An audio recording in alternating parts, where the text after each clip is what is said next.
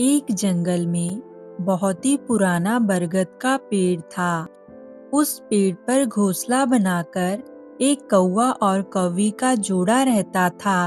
उस पेड़ के खोखले तने में आकर कहीं से एक दुष्ट सर्प रहने लगा। हर वर्ष मौसम आने पर कौवी अपने घोंसले में अंडे देती और वो दुष्ट सर्प मौका पाकर उसके घोंसले में जाकर उसके अंडे खा जाता।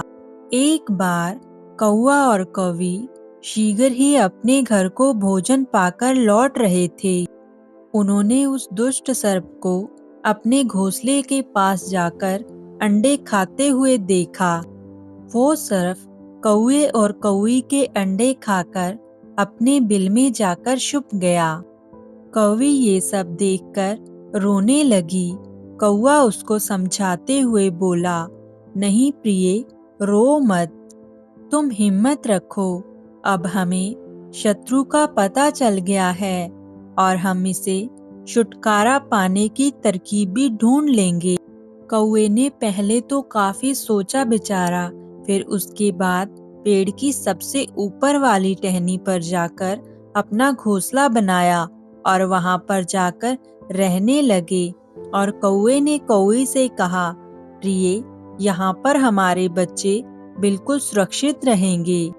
अब हमारा घोंसला पेड़ की सबसे ऊंची वाली चोटी पर है और ऊपर से आसमान में चील मंडराती रहती है और चील और सर्प का तो बहुत बड़ा बैर है।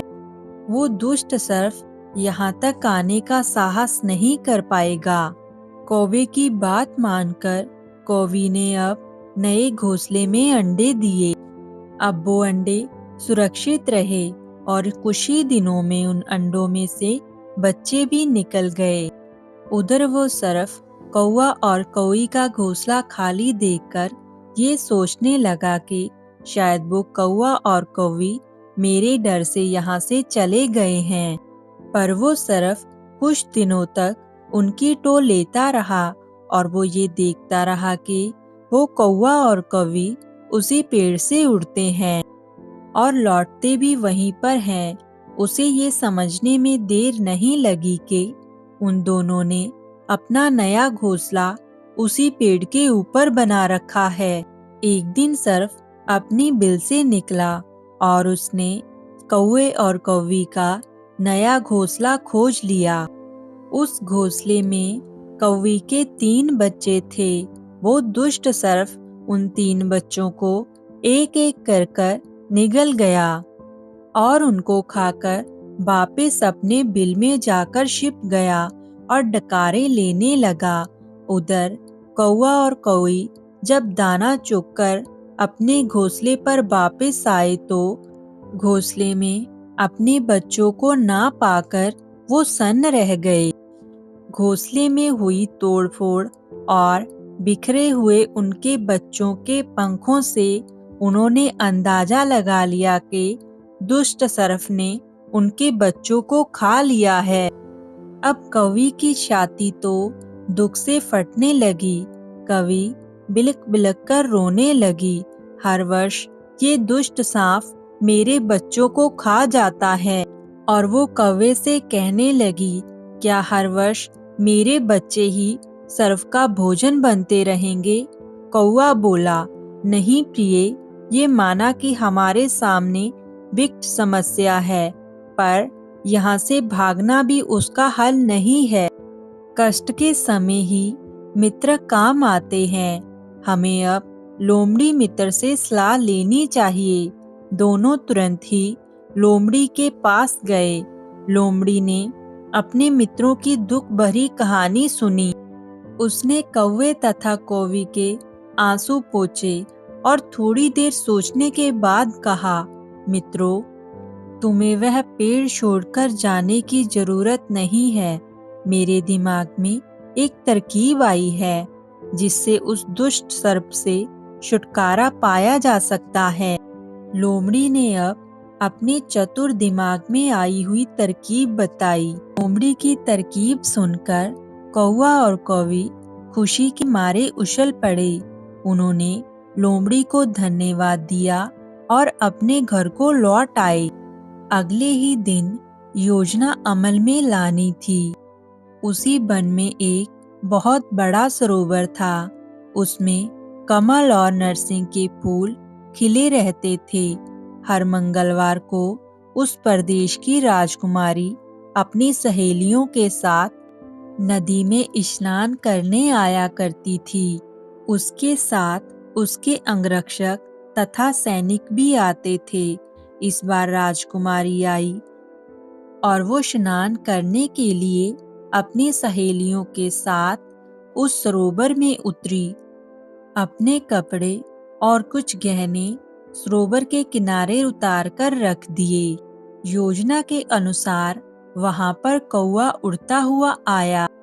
उसने सरोवर तट पर राजकुमारी तथा उसकी सहेलियों द्वारा उतार कर रखे गए कपड़े और आभूषणों पर नजर डाली। कपड़ों के ऊपर राजकुमारी का एक हीरे और मोतियों से जड़ा हुआ विशेष हार रखा हुआ था।